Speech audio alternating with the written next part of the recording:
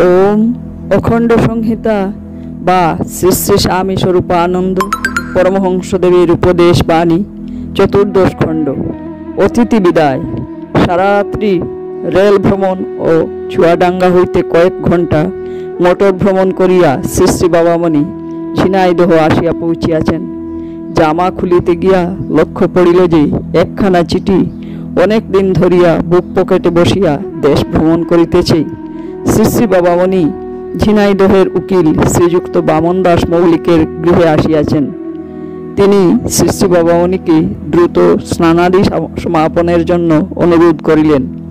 শ্রী শ্রী বাবামণি বললেন, একটু অপেক্ষা করুন, আমার কাছে অনেক দিন ধরে এই অতিথি এসে বুক পকেটে দাঁড়িয়ে আছেন, আগে তাঁর প্রতি আতিথ্য সম্পাদন করে নি।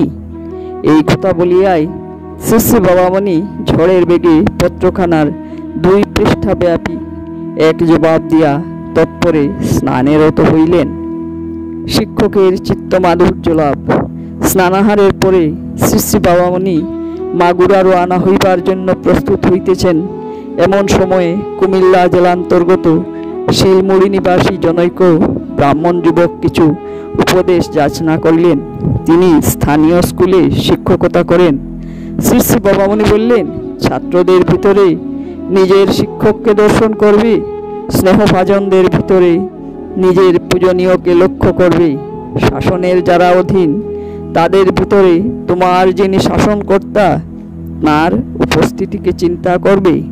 এর ফলে এমন এক আশ্চর্য চিত্তমাধুর্যের তুমি অধিকারী হবে যার কোনো তুলনা হতে পারে না। সকল ভালোবাসা ভগবানে পৌঁছাইবার উপায়।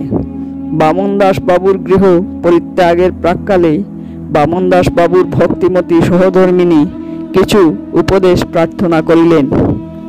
শ্রী শ্রী বাবামণি বললেন, ভগবান তোমার নিত্য আরাধ্য ধন, তাঁর প্রতি যাতে ভালোবাসা তোমার আসে সেই জন্যই ভালোবাসা বস্তুটির অনুশীলনের প্রয়োজনে সংসারে সহস্র সহস্র ভালোবাসার জন পেয়েছ। সকলের প্রতি প্রদত্ত সকল ভালোবাসা যাতে ভগবানের কাছে গিয়ে পৌঁছে তার দিকে লক্ষ্য দাও। এই একটা ব্যাপারে লক্ষ্য দিলেই সংসারের সকল অসম্পূর্ণতা দূর হয়ে যাবে। কিন্তু তার উপায় কি?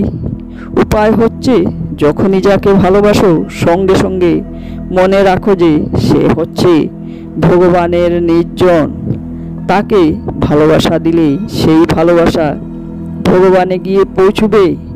সকল নদী উপনদী শাখা নদীর জল যেমন ব্রহ্মাণ্ড ঘুরে শেষে সমুদ্রেই গিয়ে পড়ে, তোমারও ভালোবাসা তেমন স্বামীর ভিতর দিয়ে, পুত্রের ভিতর দিয়ে, কন্যার ভিতর দিয়ে, জামাতার ভিতর দিয়ে, শত শত আত্মীয় পরিজনের ভিতর দিয়ে তেমনি ভগবানে গিয়ে পড়ে।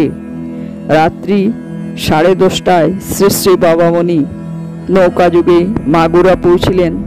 শ্রীযুক্ত সুরেন্দ্রনাথ চক্রবর্তী প্রমুখ আনন্দ ভবনের অধিবাসীদের আনন্দ দেখে কি পূর্বে একবার শ্রী শ্রী বাবামণি এখানে আসিয়াছিলেন এবং প্রেমে ও আনন্দে মাগুরা মাতাইয়া গিয়াছিলেন। মাগুরা যশোহর 8ই কার্তিক 1341 বাংলা। স্থানীয় একজন বিশিষ্ট ব্যক্তি বাত ব্যাধিতে শয্যাশায়ী হইয়া আছেন।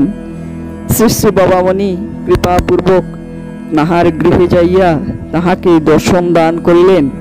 পদতুলি গ্রহণান্তে ভদ্রলোক নানারূপ আক্ষেপোক্তি করিতে লাগিলেন। নির্ভর। শ্রী শ্রী বাবামণি বললেন, ভগবানে সম্যক নির্ভরের চেয়ে আর শান্তি নেই। সবলও তাঁর ইচ্ছায় নির্ভর করবে, দুর্বলও করবে। ব্যক্তিগত ইচ্ছাকে একেবারে বলি দিয়ে তাঁর ইচ্ছাকে মেনে নেওয়ার সাহসে একটা অসাধারণ শৌর্য আছে।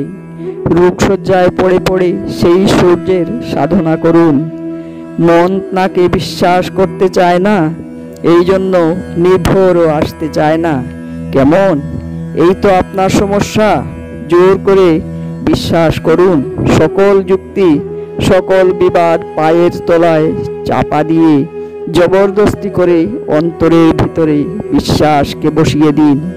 মনের জমি অসমান ও অমসৃণ বলে বিশ্বাস সেখানে ঠিকঠাক খাপ খেয়ে বসতে চাইবে না সত্য, কিন্তু জিদের হাতুড়ি পিটিয়ে এই অসমান জমিকে সমান করতে হবে।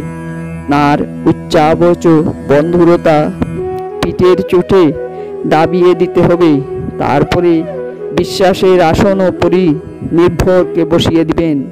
নির্ভর স্রেফ নির্ভর, শর্তহীন, চুক্তিহীন, প্রতিবাদ বুদ্ধিহীন, বিনিময় লিপ্সাহীন, অকপট ও বিরাম নির্ভর। এই হচ্ছে শান্তির সোপান। হরি ওম।